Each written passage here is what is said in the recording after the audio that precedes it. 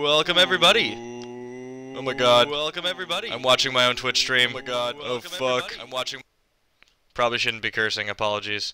Oh, I hate when I do that. I feel like such a noobzor. Hello everybody.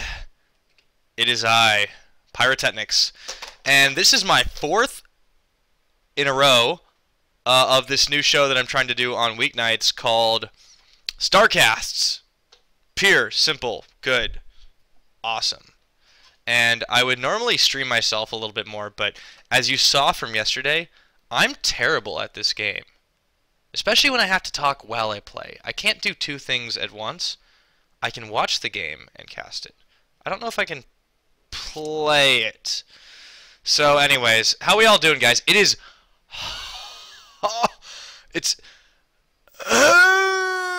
hot in Southern California right now. I don't even know what temperature it is. I'm going to look it up. Yeah, I live in San Diego. Nice, awesome town. But what is the weather right now? It is 78 degrees with no wind. I've got windows open. I've got like my door wide open, so if someone like kidnaps me in the middle of this, help, please. Anyways, we're gonna get into this game. It is another one of our Castit's awesomely submitted games, and it is going to be just downloaded and running right now, and I'm gonna get into it right now. It is on Derelict Watcher, this awesome new map in the pool that I had never seen before yesterday, and we're loading up. We in fact have a PVZ. Good little Protoss and Zerg action on Derelict Watcher, and there's only so much filler that I can put in while this map takes forever to load. So, without further ado, here we go, ladies and gentlemen. Spawning in the bottom right corner, it is the red Protoss, EGDosenfett, who responds very nicely with a good luck, good luck, good luck, good heart. I love that. And SoulmaN says, my body. SoulmaN, by the way, spawning up in the bottom top right-hand corner as the blue Zerg, also with a heart. I should learn how to do that. I actually don't know how to do that. And there is a lot of love out on the field right now as we get into this game on Derelict Watcher. Early pylon going down, well, not an early pylon, a 9 pylon going down for Dosenfett, who decides to opt for putting it right in the middle of his base instead of any type of wall-off attempt. It'll be an interesting choice to see how that pans out against the Zerg. And Derelict Watcher, by the way, I believe Derelict Watcher is only 1v1. Yes, that is in fact the case. So both players know where they are. My goodness. Korean pop bands discussing, sharing knowledge, good things. Alright, both players heavily macroing up on their units and only getting out workers at this time. A gateway does go down at 13 for Dosenfett, who is currently ahead of SoulmaN. In the fact that he is only producing drones, but actually getting himself a 15 pool, or was it a 14 pool? It was a pool at 15, and then it went down to 14 because, of course, he had to spend a drone in production. Oh my god, and he goes scouting. No, he doesn't. He goes straight for the 15 hatchery. SoulmaN doing a very standard Zerg E macro build, taking no gas at this time, which indicates he might be just getting straight-up lings as soon as he expands out. And, of course, 2 gas is being taken for our Protoss player, who is building another pylon while his gateway is almost done, and he is ready to start walling up with some zealots right now to prevent any early aggression. Of course, neither player has scouted what the other is doing, and right now it's hard to tell really who has a clear advantage. It looks like the gas was actually canceled on SoulmaN's side of the field. What is going on? He canceled his spawning pool and he built up a gas, and then he rebuilds his spawning pool at 17. So what is his game right now? I do not even know. He gets 3 gases in production. He is currently not doing a whole lot else, but this very delayed spawning pool indicates he is probably not going to be very early aggressive. And we finally see a probe heading out for the scout. It's going to see that there is this hatchery up. There is a very late spawning pool out on the field. But what's this probe going to see? Well, let's follow it along and see what happens. Man, my map is lagging. Did you guys get all that? Are my graphics too low? I'm sorry about this. I'm on medium. Something's going on. Sorry, ladies and gents. We are experiencing technical difficulties over here. A pylon does go down at the natural expansion, and the Overlord is going to spot it right the hell away, and this probe is not being microed at all. It is waiting to expand out as soon as the minerals are up. We have 2 queens in production and metabolic speed boost going up for our Zerg player. And our Protest player is building a mothership core, a very key defense against any early Zerg aggression, but of course there will be absolutely none of that right now, and that probe is going to confirm it up. So looking at the supply right now, both players are both on a decent amount of worker count. It looks like these workers a couple of them could really be pulled off right now. But SoulmaN just says, nope, I'm going to be producing all of my drones and all my queens and getting all of those things without actually having to pull anything off. So his queens hit the larva injects right on time. An expansion is going up, in fact, for EGDosenfett, who is not worried at all about any Zergy aggression because he sees that there is nothing that can damage him at this time. Meanwhile, Overlords are continuing to scout out, and EGDosenfett leaves one of his probes here, while I am continuing to lag ridiculously on this map. EGDosenfett possibly going to stop this expansion if it gets taken, possibly going to see if it's going to happen. Either way, he'll know a little bit more than our Zerg player will know, but we do in fact see that the Overlord is scouting out this additional base. No aggressive moves taken. A couple of Zerglings coming out for hopefully some early aggression, maybe break through the wall, but they're not going to do much because of this sentry and this zealot, and EGDosenfett knows it. He does build a photon cannon for good measure. Very good move. While this probe is continuing to scout out any potential greedy expansions, although the Zerg player is now taking 2 Evo chambers, committing to ground tech, but he does not have a lot of units to back this up right now. And the Mothership Core is doing a bit of harassment, but it's going to have to go home because Queens do beat Mothership Cores, as you are well aware, I'm sure. Oh no, and he's missing his larva injects! Ooh, slightly delayed, but that's okay. We have 1-in-1 melee attacks and defense going out. This Queen is out for blood. She wants to kill that Mothership Core, but she is too slow off of creep, and she's going to go on home disappointed. So what's in production right now still? A couple of Phoenixes. 1 Phoenix right now for harass. And I'm sorry, I said Phoenixes. It's actually Phoenix, guys. It's only 1. God.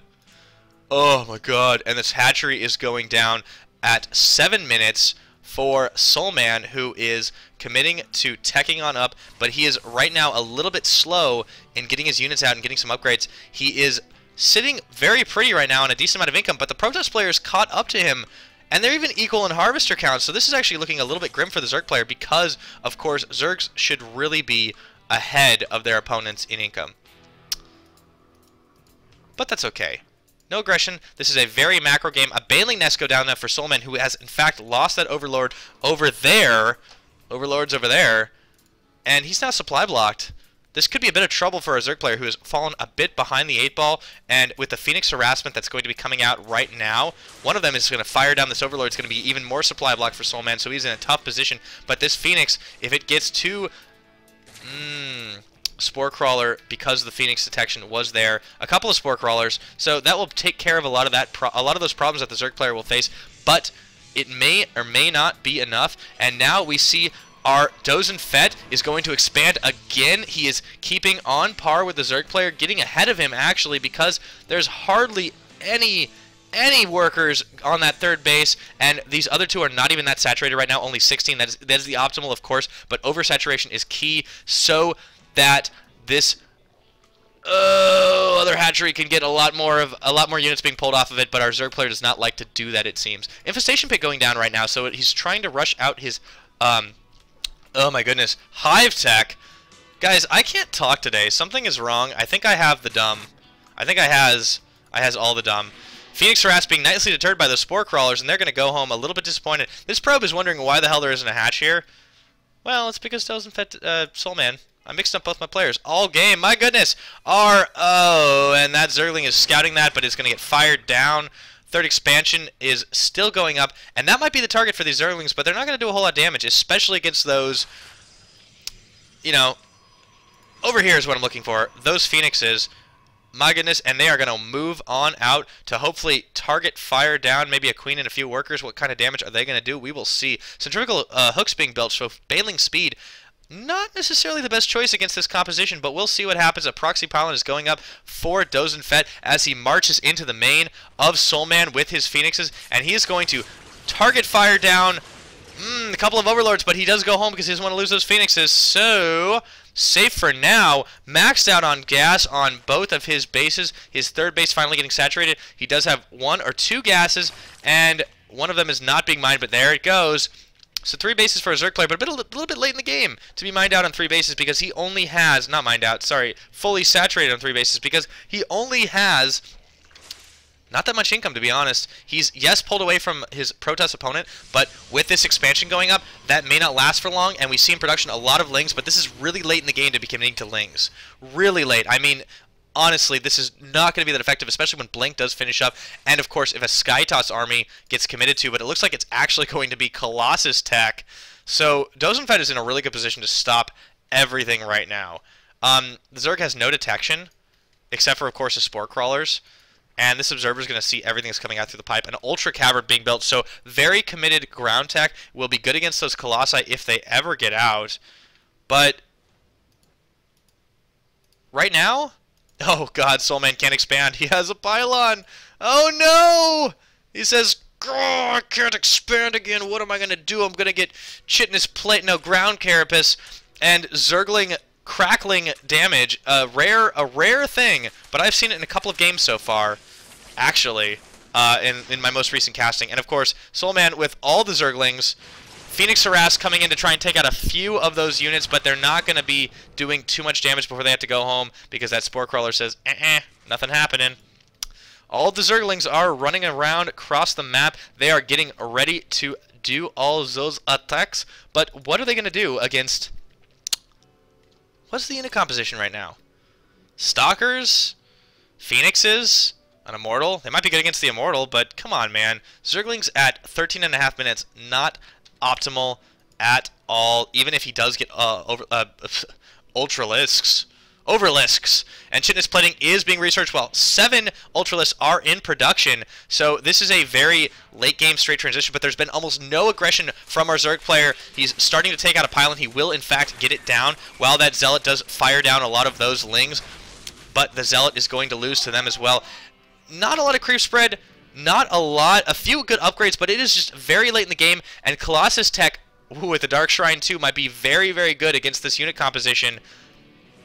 We'll see what happens. But I think my money is on the Protoss player right now. He has all of the upgrades. He can afford to turtle. The Zerg army really cannot be idle for too long.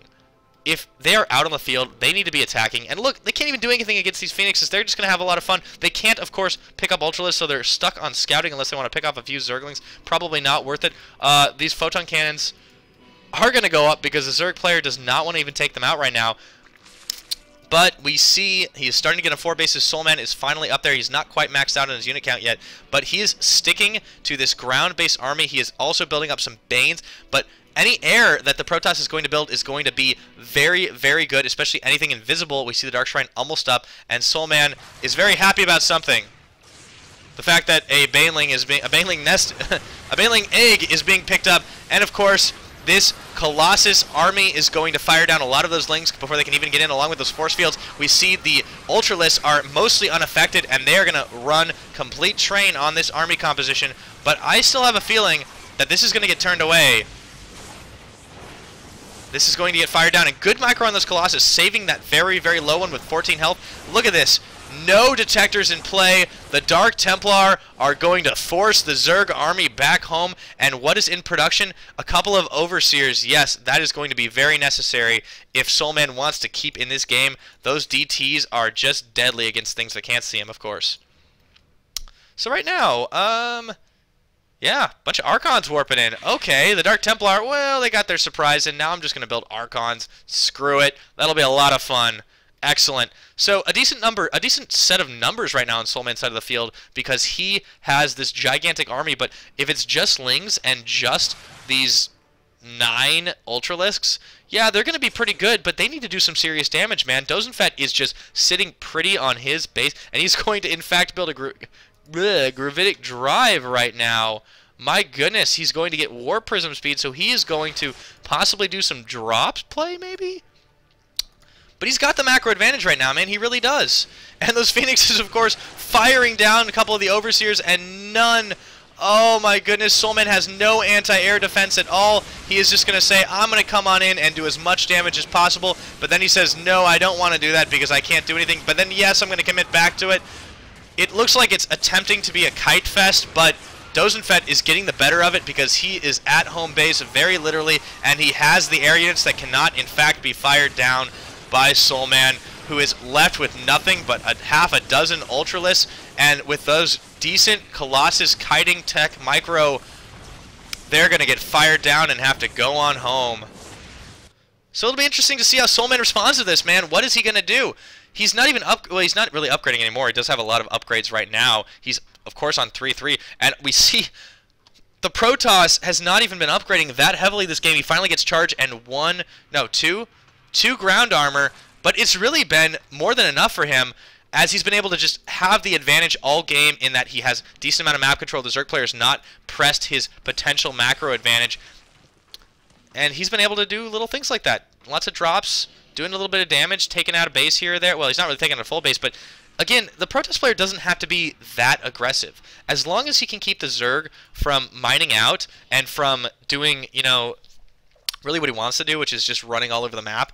Of course, the creep spread is also very thin here, so it's going to be a bit slow. And he's, of course, detecting everything that's going on. He knows when every attack's going to be in play. He knows exactly what's going to happen most of the time. And the Zerg player just is like, I'm just going to keep doing the same thing. It's going to get very, very predictable. And the moment a decent tech switch comes up for the Protoss player, he's going to win out. But he's not. It's okay, though. He still has a decent advantage because he has a bunch, well, a decent amount of Colossus. And, of course, he's got more Archons on the way and Immortals as well. So he is preparing for this gigantic amount of Ultralisks. But, of course, with the detection that is afforded by, God, I don't even know what detection that was. That must have been the Spore Crawler. Okay, and one Overseer. There we go. Of course, no trouble for SoulmaN, who is almost maxed out on Ultra Lings, and he's starting to build spines and spores at all of his bases to make sure that he has got, literally, his bases covered. But what is he going to do? He's just going to stick on this base. He's just going to stick on a lot of this tech. Okay, that's fine. He needs to move across the map, hopefully see this expansion and take it out, starve out the Protoss, who has been on 3 bases all game and doing just wonderfully because of it. This is a deadly, deadly army right now with all of these Archons and all of these Colossi and that Mothership Core and, of course, all the force field action that Sentry can do. Not too many of them. But right now he is maxing out on Banes. So many of them. Not super duper effective against these high-powered units, but against buildings, they will still be a pretty big force to be reckoned with. And there it comes. Ugh. All that energy the Mothership Core had saved up is paying off big time as the Time Warp slows down all of those Ling Banes. And even though a lot of Zerg unit, or a lot of Protoss units got taken down there, well, I don't really know who got the better of that engagement right now. But of course, some Zealots are charging in from this Warp Prism, and they're going to take out this base or do a lot of damage to this base before they are done. Meanwhile, the Ultralisks are doing a lot of damage to the third, but the Warpin is going to stop. Oh, without detection, the Warpin is going to do a lot of damage to those Ultras who are going to have to go on home because they cannot target fire down anything if they can't see it, of course. And these Zealots are just running train on this base, although they're going to finally go down after taking out a lot of those workers. The unit loss count is heavily in the Protoss favor right now because of all the engagements that we've seen all game has been very, very, very tilted towards the Protoss. He has been able to maintain a decent amount of harass. He's got Phoenixes to scout everything. And he didn't really lose anything from that engagement. Yeah, he lost his whole army, but he barely lost any buildings, man. Barely lost a thing. And in production, we see Ling Bane still in production. No tech switches for either player right now. And that Warp Prism continues to be a factor, harassing the shit out of SoulmaN's fourth base, I'm sorry, not allowing him to get up to mining speed. He really needs to be expanding as much as he can and getting all over the field. 23.5 minutes in is going to be difficult for him to come back. And yeah, he's just in trouble macro-wise because the Protoss player is not hindered whatsoever, and he is able to continue to mine and build up his ridiculous death ball. He is also taking a 5th base. He is actually pulled ahead of the Zerg player in bases. And the unit composition, man. The unit composition, look at that. Ultras and Lings. Ultras and Lings against DTs, Immortals, Colossus, a couple of Zealots. I mean, of course, SoulmaN has the bigger army right now. No doubt about that. But the way the Protoss is playing a macro game, he is able to warp in quite a lot in a short amount of time. He doesn't even have that many warp gates, but he is doing so well in managing to trade effectively. And there's no anti-air. So this mothership core is going to be the bully right now. And there's no detection either, so of course, here we go. The giant engagement with the Ultralisk. They are doing a lot of damage, but the high ground Immortals and Colossus are doing a lot more, and the Stalkers are kiting the shit out of those Ultras, man. Ugh. They're going to have to go home. Of course, this base has taken a substantial amount of damage. I did not even notice it. I cannot believe I forgot about it. But the Protoss player is going to be able to clean this up just nicely. And, of course, he has a full mining base right here. Not even worried about it. He came off better yet in that engagement.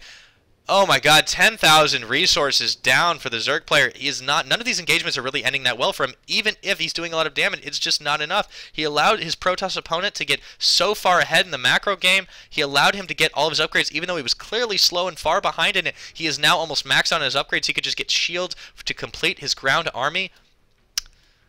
Things aren't looking so good for the Zerg player right now. You know, he really needed to do a lot more damage before he got to this point. And even though he's starting to establish a little bit of map control, he's doing it too little too late. We're starting to see bases bumping up against one another. And with this all-ultra army, yeah, he can do a lot of base damage, but he's going to lose all of those if the units do see it in time. They do suspect something's coming, so they're going to try and defend their own base, frankly. And we see in production, we've actually seen a tech switch now to Infestors to try and take over some of those Colossus or Archons. If that is pulled off successfully with decent micro, that might well be a game changer. We'll see what happens. But of course, those Phoenixes able to attack with impunity. They're going to fire down that Overseer, and now no more detection is afforded to the Zerg player with his army. He's going to have to move out a little bit more carefully from now on. He does have Infestors up, but of course, we see that Dosenfett has in fact spotted those Infestors. He knows they are coming, and he'll be able to play pretty carefully. Pathogen Clans almost finished researching for our Zerg player, and no tech switch, of course, at all, coming out of our Protoss, who just says, meh, that's fine, I can handle Infestors. Whatever. Whatever. So he just continues to build up Colossus, man, going for that critical mass. We see this decently sized death ball. A lot of expensive heavy units on both players right now. A lot of these big things that are Immortals and Archons and Colossus. My goodness, there is quite a lot out on the field. And infested Terran eggs trying to take down some of these guys. Good fungals that were landed. And finally, after so long in this game, those Phoenixes get taken down. Man, it took a giant, good-sized Infestor force to be able to do it, man. But now we see Ultra Infestor. This is an interesting composition. It'll be interesting to see how it happens, but if those Infestors don't get there in time, those Ultras are going to engage alone. Maybe not. Here comes the engagement, folks. This is going to be a big, epic battle, but those Infestors are slightly out of position. They're getting target fired down before they can do anything. Oh, no, and they're not getting off Neural Parasite because I completely botched that and didn't tell you guys that there is no Neural Parasite. There goes the entire Zerg army. Blink Stalkers and, so many Colossus. Protoss is kind of weird or OP, says SoulmaN, who GG's out the game. Well, that was an interesting matchup, now wasn't it? 28, almost 29 minutes. Guys, I want to do another cast, but I'm really hungry. I could eat something in my fridge, but I kind of want to go get In-N-Out. I know, it's such a Southern California thing, but I really want it. Anyways, so this is day 4 of my weeknight Starcast, so we'll see how it goes. I hope my buddy's calling me a fat fucking chat. I am, but it's so delicious. Deliciously delicious.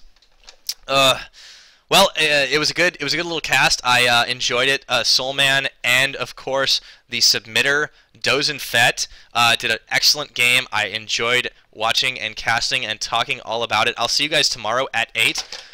Yes, I am that much of a nerd. I do StarCraft on Friday nights. So I hope y'all enjoyed it. Yeah, till next time. This is Pyrotechnics, and I am out for this evening. Wishing you all very good days and good games. See you guys later.